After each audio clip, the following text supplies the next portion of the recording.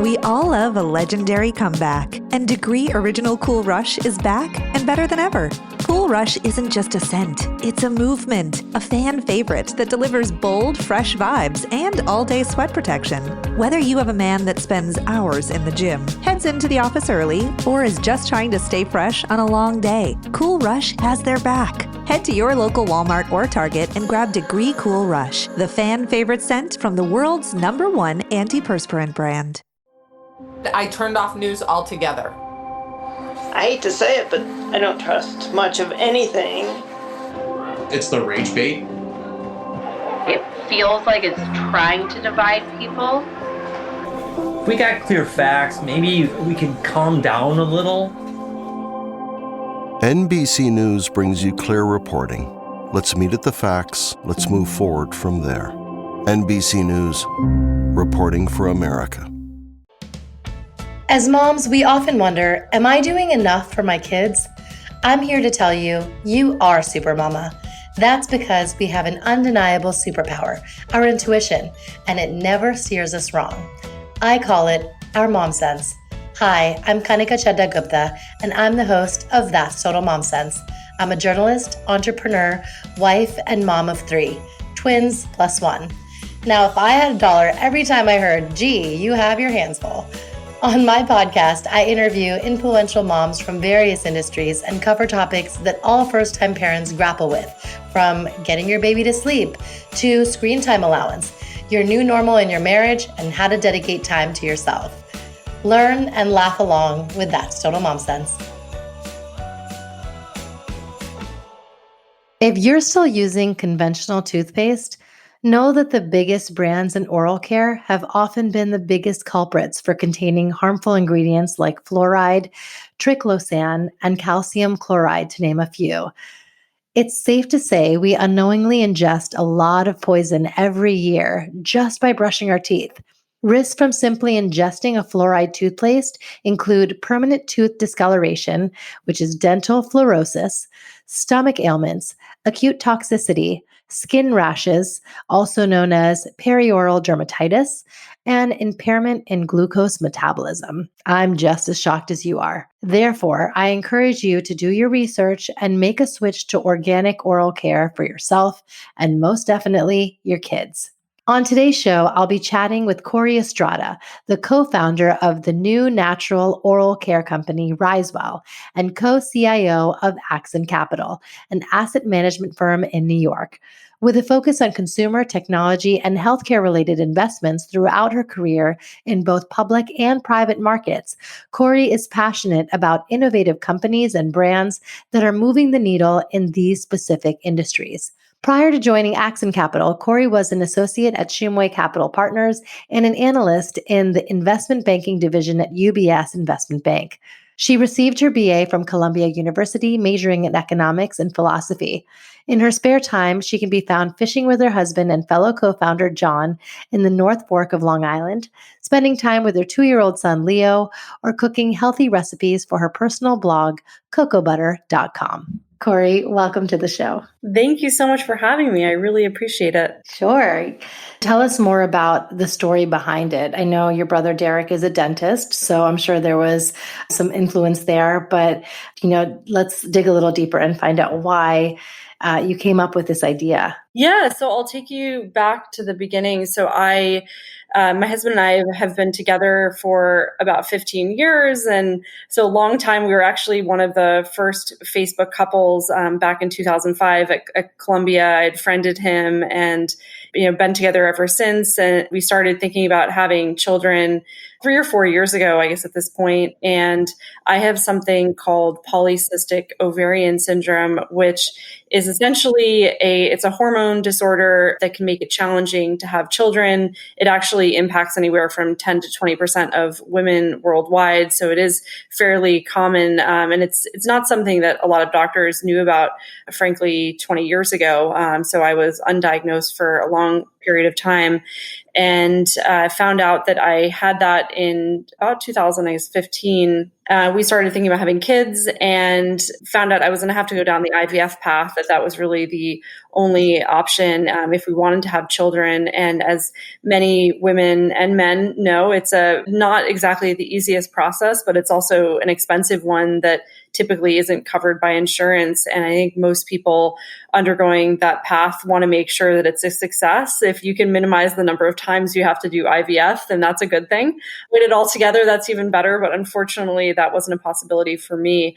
So went down that path, and my husband and I sat down with my doctor and we said to him, what can we do to make this a success? And he said, besides the obvious things like eating the right foods, the second most important thing is actually making sure that you're not using products that could be harmful to the process. And at the time, I've always been a healthy eater, and I have the blog, as you has mentioned. And so that's always really been in my DNA and been a big part of my life. And I always thought that I was using the best products. And the two of us turned our apartment upside down and started looking at all of the ingredients in our products. And we realized that a lot of the everyday products that we were using had some not so great ingredients in them. And the challenge with oral care products is that you're putting them in your body. And so your skin's actually a decent barrier for most things. It's not perfect. And it's why, using the right sunscreens and things like that are important.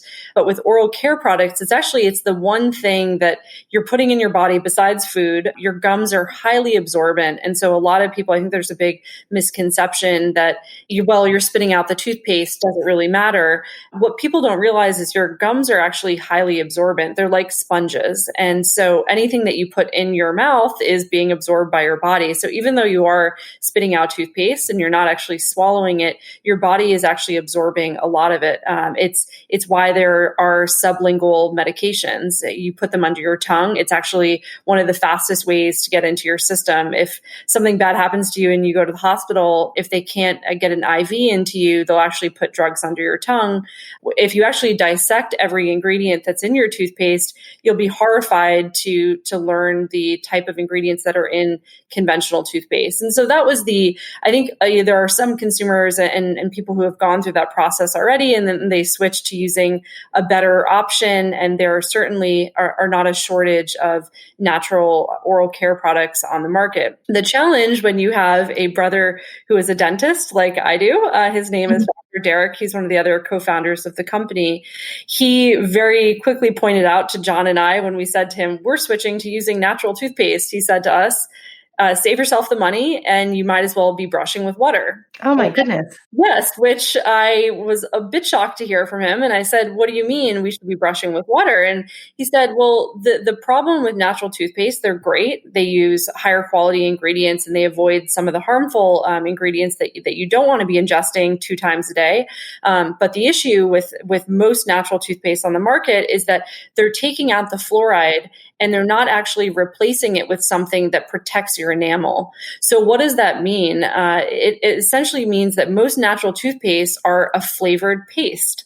So they're not harmful, but they're not actually doing anything, because fluoride, the benefit of fluoride and why it's in most conventional toothpaste and highly dentist recommended is that it does actually strengthen your enamel. And that's important from a cavity prevention standpoint. So without that benefit, you're really just using a flavored paste, and it's the toothbrush bristles that are doing most of the work. And so that's what really got my husband and I thinking, and my brother, the dentist.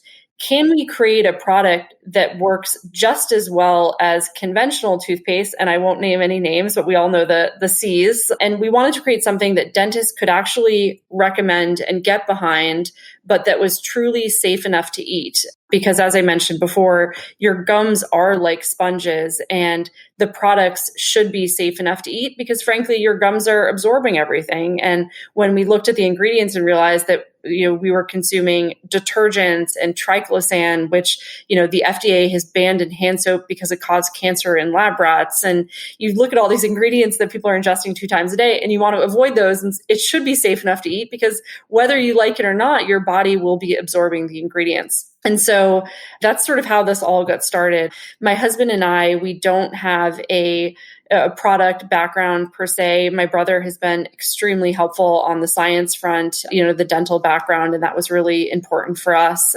And so very early on, we put together a scientific council that helped us to try to answer this question, which is, can we create a product that's just as effective as conventional toothpaste, something dentists can get behind, but that's also safe enough to eat?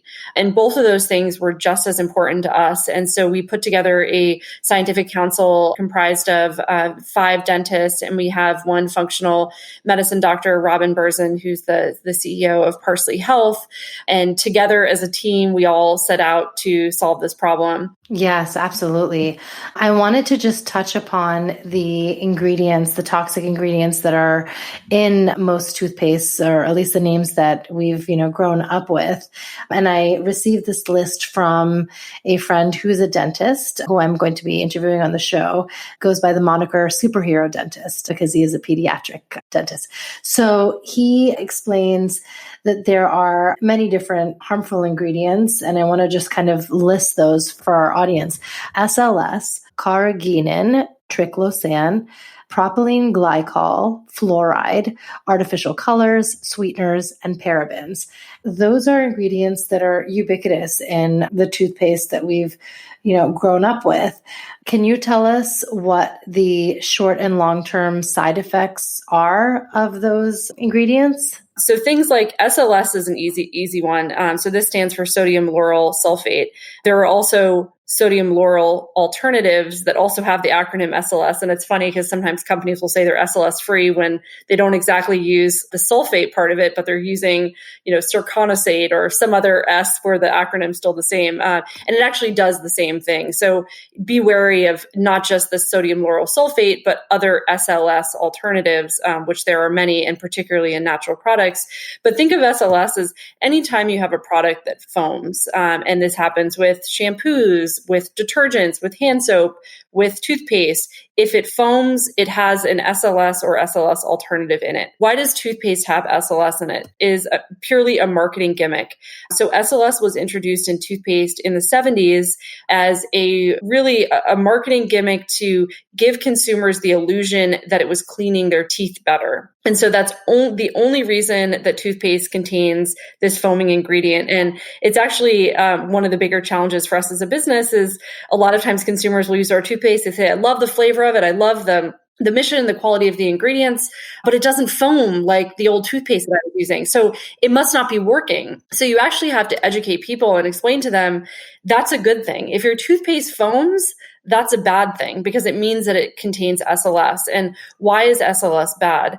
Because it's a detergent. And so the same thing that causes your shampoo and for your laundry to foam, you don't want to be using a harsh detergent in your mouth. And again, your gums are highly absorbent, but they're also highly sensitive. It's not an area of your body where you should be using harsh detergents. And so the obvious side effects from SLS, which are kind of horrifying when I found out about this, are canker sores, dry mouth, and even things like dermatitis outside of the mouth. Like some people will get like small acne, like dermatitis outside of the mouth and think that it's something related to their skin when in fact it's actually the SLS in their toothpaste. Imagine what it's doing on an internal basis. And so you can just imagine that using harsh detergents is not a good thing. So if your toothpaste foams, it contains SLS. We obviously avoid that because it's completely unnecessary.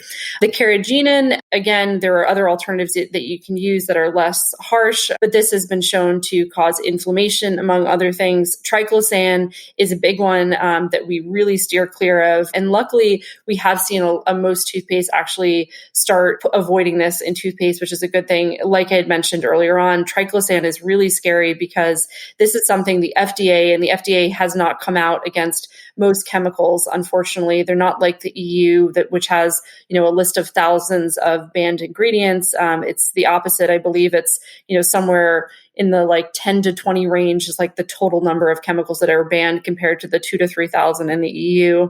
But triclosan is one where the FDA came out and said, we're banning it in hand soap because of the potential harmful side effects that we've seen in certain studies conducted with lab rats, going so far as to say that it's actually caused cancer in these lab rats.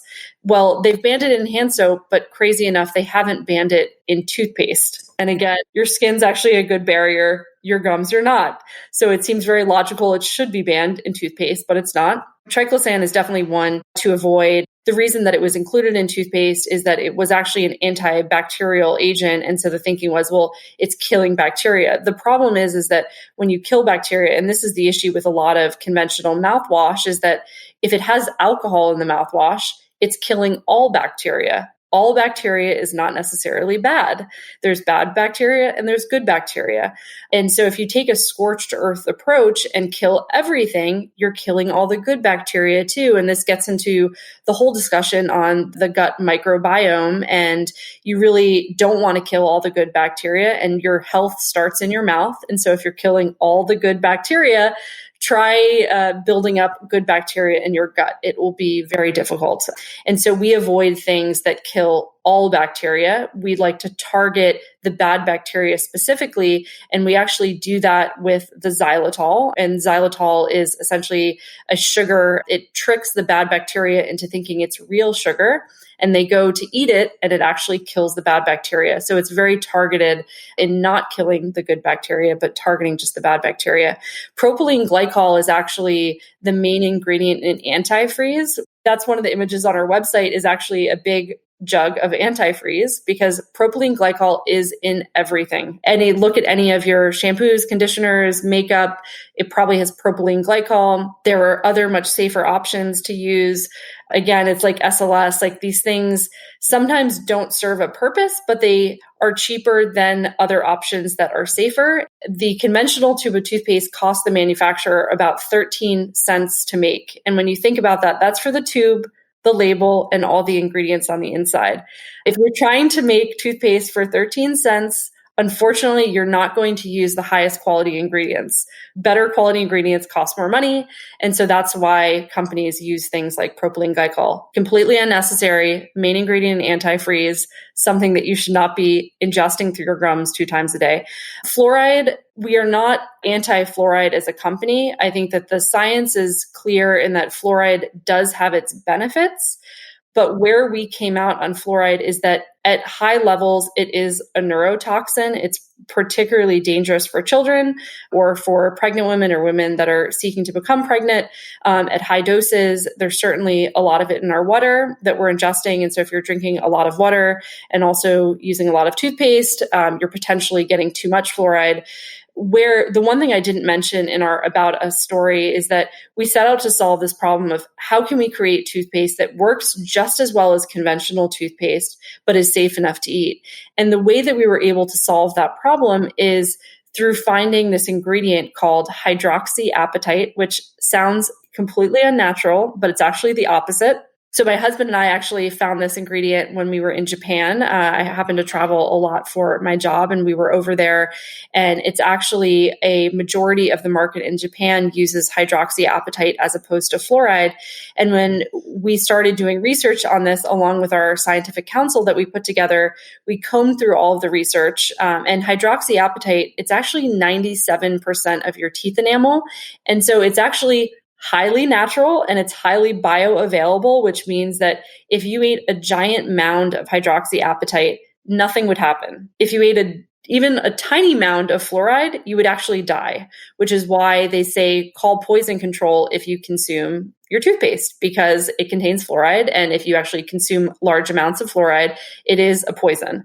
And so the nice thing about using hydroxyapatite as opposed to fluoride is that there are absolutely no safety issues. But the interesting science part of it, in terms of why does it work just as well as fluoride, is that it's how your teeth naturally remineralize. And so what that means is that your teeth are composed mostly of your enamel, that is, of hydroxyapatite. And so we're essentially adding more of what your enamel is already made of.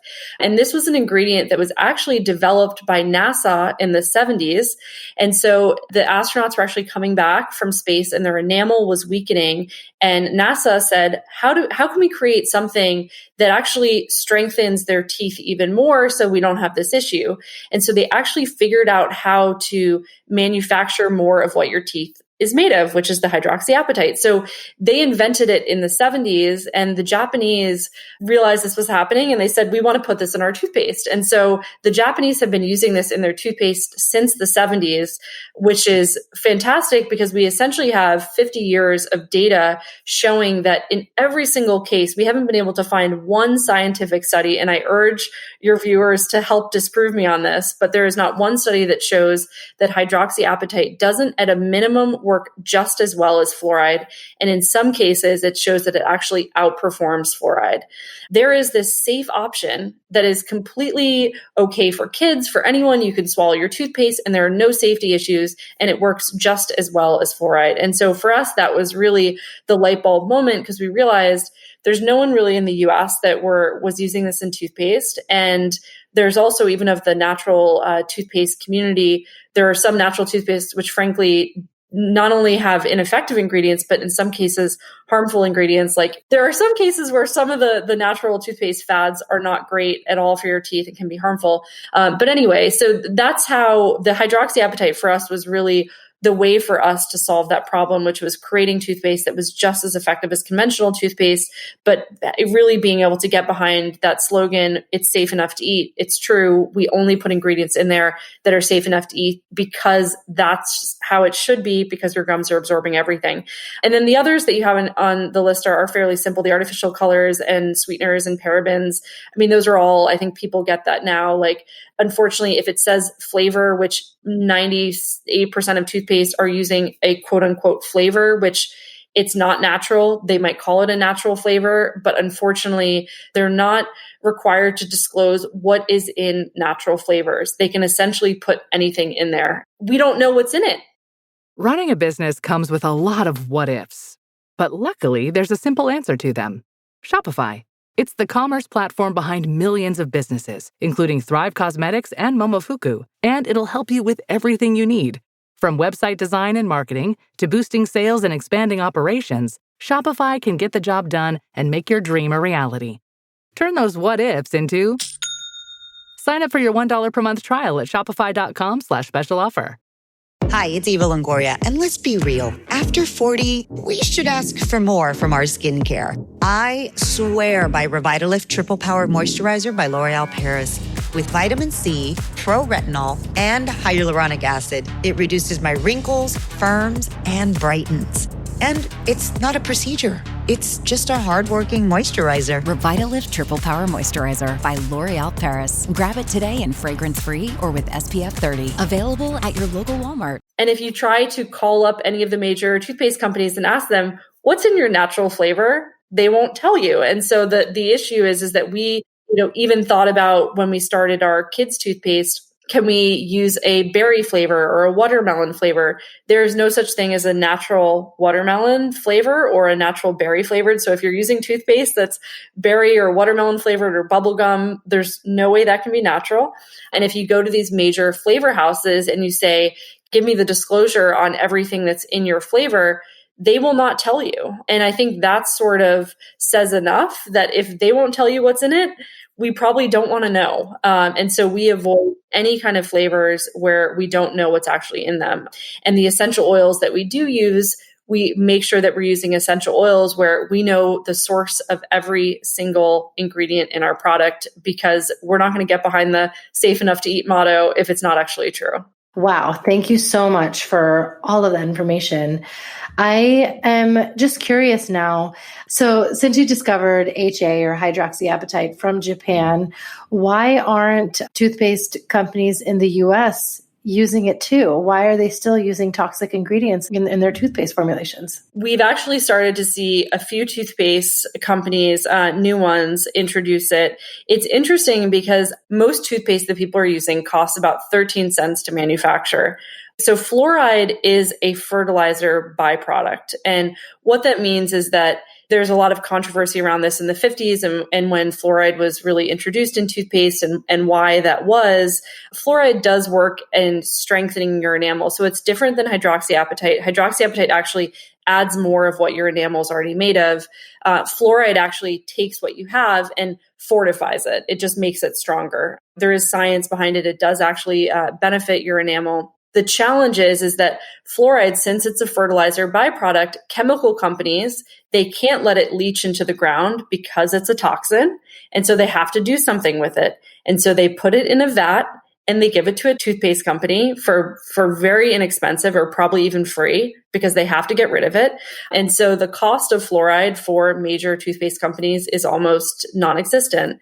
And so what does that mean is that in comparison to hydroxyapatite, which is actually ours is natural and it's mined from a mine in France, it's significantly more expensive than fluoride. I mean, hundreds of times more expensive than fluoride. And so if you're trying to make a 13 cents tube of toothpaste, the hydroxyapatite alone would be significantly more than that. And so really that's the challenge, is that when you're comparing it between something that is given away as a fertilizer byproduct versus something that is naturally mined in France, you're going to be paying a lot more for it. And so I think that's the big challenge. I think consumers are waking up to the fact that they're willing to pay more for higher quality ingredients.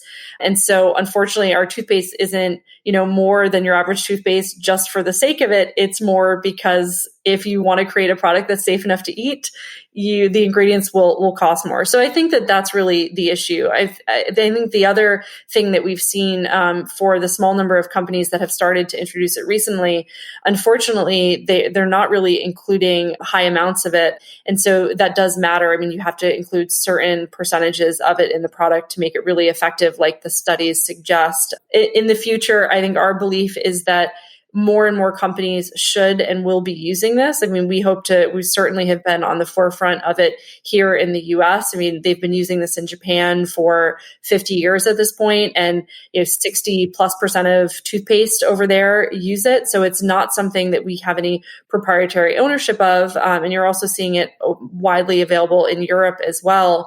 But in the US, we've just been unfortunately slower to get on this bandwagon. And that's where we're doing so much of the education and kind of getting the word out there on this ingredient, because I think a lot of even really smart people who are dentists and really deep in the scientific community, they know what hydroxyapatite is because it's what your enamel is made of, it's what your bones are made of, but they just aren't aware that it's available for use in products.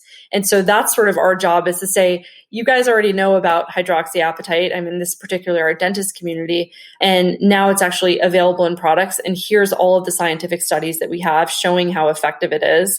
And you come to your own conclusions. And we haven't had anybody come to a different conclusion and say, no, this doesn't work as well as fluoride, and so we're going to keep using that. And so most people understand that, but it certainly takes a lot of education. Yes, that makes so much sense. I wanted to pose a question that's from, a pediatric dentist. So he asks, what's the biggest challenge RiseWell faces in terms of marketing and educating the public and taking charge of their health when powerhouse brands that we mentioned have such a long-standing established influence when it comes to the market and specifically with dentists? And it's a great question. And I think that there's two reasons. The first one being that people don't understand why it is important to use better for you products, particularly when it comes to oral care. Because I could actually make a case that it's really easy to get too crazy about every ingredient you use, and whether it's household cleaners or lotions or shampoos or any everyday products, and drive yourself insane. And I don't think that that's actually a doable thing for most people, and I wouldn't recommend it. I always say that the two most important things that you can do in terms of trying to live a better and healthier lifestyle are, number one, food. I mean, it's what you put in your mouth and what you consume has so much to do with your health. And number two, if you are going to care about products, oral care products should be the most important, because as I mentioned a number of times, I think that your skin is a decent barrier. It really, really is. It's not perfect, but for the most part, it's not letting a lot of the stuff get into your body. Your gums are the exact opposite. They truly are sponges, and anything that goes in your mouth, you're absorbing. And so it really matters what sort of oral care products that you're using. And even things like floss, which we haven't spoken much about, but floss, most conventional floss is actually coated with Teflon. And Teflon was actually taken out of pans for health and safety reasons. And just like the hand soap with the triclosan, triclosan, it's still in floss. Really, oral care products are one simple way that people can take control of their health. And it's a small change that can really have lasting impacts on their health. And then the second big challenge I think that we face is that most people, besides not just being aware of why it matters, because I think a lot of people think, well, who cares? I'm spitting out the toothpaste. It doesn't matter. But the second thing is most people aren't aware that, there are effective ingredients and there are ineffective ingredients. And in terms of the effective ingredients like hydroxyapatite, most people just have never heard of this. They're very familiar with fluoride. Their dentist has probably been telling them for years, it's fluoride or nothing. You have to use a fluoride toothpaste. And so much of what we spend our time doing is actually we're on the phone with dentists all day. We're hygienists, and we go to many dental conferences before all of this COVID stuff happened, and really educating because it has to do with getting the word out there on hydroxyapatite. Dentists know what this is. Hygienists know what hydroxyapatite is. Most are not aware that it is now available in products. And so that's a lot of the education that we have to do. And these things take time. Unfortunately, you don't just start a company and launch the product and think that everybody will understand what hydroxyapatite is and become obsessed with it. And you hope that happens. But we realize that it's a slow education that will take time. But it's something that's really important. And clearly we're very passionate about it. Yes, absolutely. I want you to tell us a little bit more about your product line because you have both products for adults and kids. The adult toothpaste, which kids can certainly use as well. It's a wild mint flavored. It's really yummy. And again, all of our products are safe enough to eat. And then we have a kids toothpaste, which I actually use that as my everyday toothpaste. So adults can use that as well. And it's a cake batter flavored, which sounds a lot more unhealthy than it really is. It's actually just vanilla extract flavored. And we happen to use real vanilla extract, which is our single most expensive ingredient in our product, which is why no other company does that, but which also makes it taste really good. And it does taste like cake batter and icing. We've heard that from a lot of people. So we've got the kids toothpaste, the adults toothpaste, and then we have the floss, which is actually coated with hydroxyapatite, which is a game changer. It's first in the world, which is really cool. So the hydroxyapatite actually gets wedged in between the cracks of your teeth, which is where most cavities start. So that's a really important feature of our floss that's very unique. And we obviously avoid things like Teflon in our floss, so you won't find that there. And then the last product we have, which we haven't really talked at all about, but it's one of my favorites, is the mouthwash. And we don't use alcohols in that, no artificial colors, sugars, flavors, and it has a high amount of xylitol, which kills the bad bacteria that we spoke about before. And it's really yummy. I mean, it's great to use a couple times a day or after lunch if you've had an onion sandwich or whatever it is that you're eating. And so those are our product lines. And then we also do sort of for new customers, we will give them a bamboo toothbrush as well, just as a sort of nice gift, but we don't actually sell that on our website. Well, that's wonderful. I love it. There are competitors on the market for kids brands like Jack and Jill and Tom's. And when you look at their product line, they do have the berry flavor, the bubble gum, and all of that. And so, as you mentioned, those are not actually naturally derived flavors, right? A lot of natural toothpaste companies do, I don't want to say gimmicks, but sort of to try to make it seem more natural. But in essence, it is essentially a quote unquote natural flavored, which as we discussed is not actually natural. It's sort of mystery placeholder of sorts. And so you won't really know what's in it. So, the other toothpaste that you mentioned, they certainly have cleaner ingredients than most conventional toothpaste on the market. But unfortunately, if they are berry flavored or bubblegum or grape, there is no natural berry, grape, bubblegum flavored. So that will be, a sort of a mystery ingredient. And then it won't have anything that's actually effective in it. And so these are really training paste to make parents feel like they're doing their job and kind of training their kids to brush their teeth. But the paste that they're putting on the toothbrush is not actually doing anything. It is just the bristles on the brush. And that's where the HA comes in and is really important, particularly for kids. I mean, I think it's also a game changer for adults because adults can actually now not have to rinse thoroughly. They can actually leave it on their teeth. And the longer it has contact with your teeth, the better. Exactly.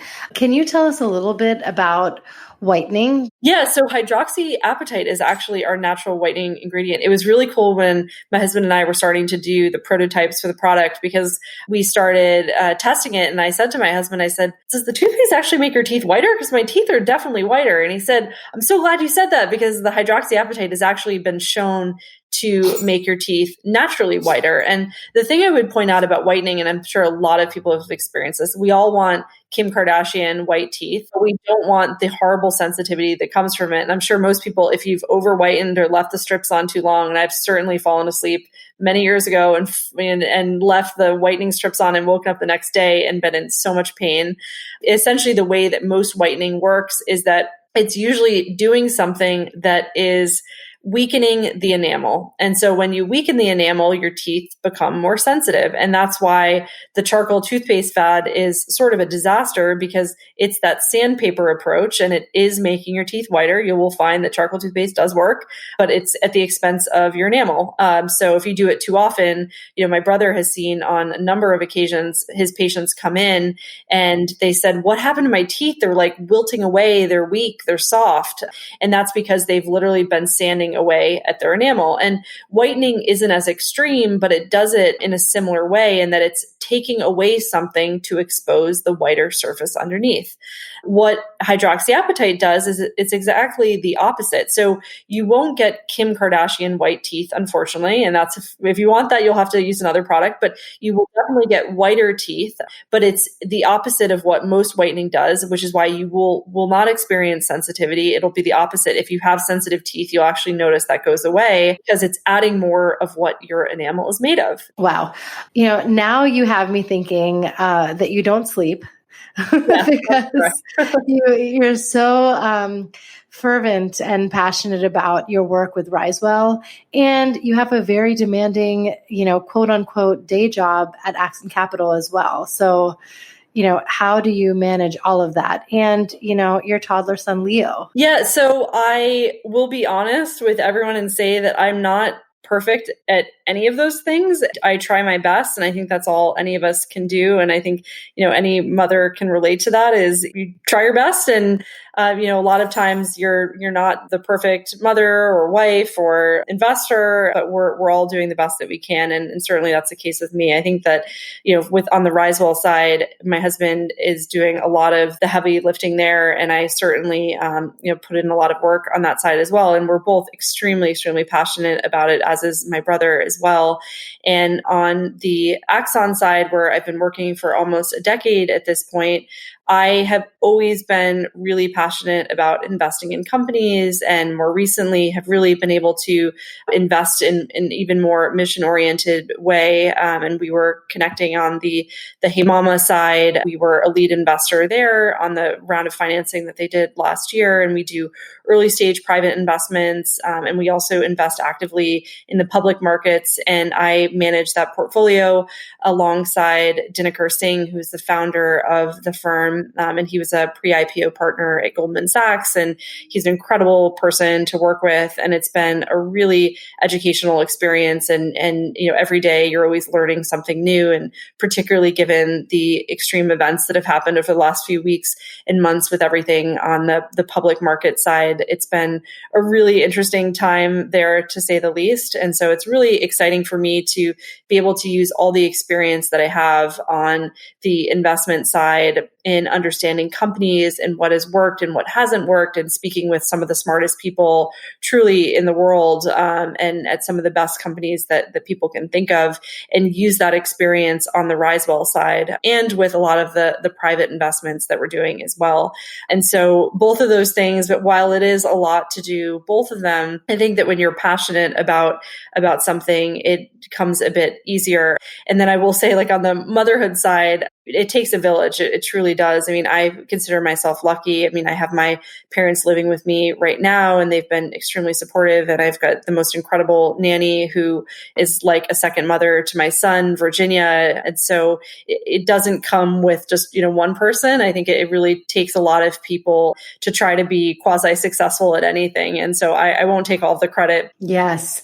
Tell us about a mom sense moment you had. I'm sure you've had many, but if there's one you want to pinpoint. so much of why this company started and, our brand ethos is really, it all started because we were thinking of having kids and going down that path and really wanted a product that was safe enough for me, who's potentially going to be pregnant, and for, our future child, who is now our son, Leo. And, so much of what we do is making sure we're creating products that are safe enough for the whole family. And really it's kind of entwined in everything that we do. And so it's hard to pin one exact moment, but really I think having sort of that mom hat on, or the mom sense, really it's everything that we do. We have to put that into perspective, because we're truly a family company at its core. Yes. Yeah, no, that's true. I think that you're so inherently relying on that mom sense. And like you said, it's what gave rise to RiseWell.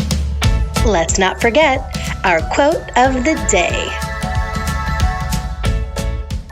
Is there a quote that you live by? One of my favorite quotes is the Michael Jordan one. Some people want it to happen. Some wish it would happen. Others make it happen.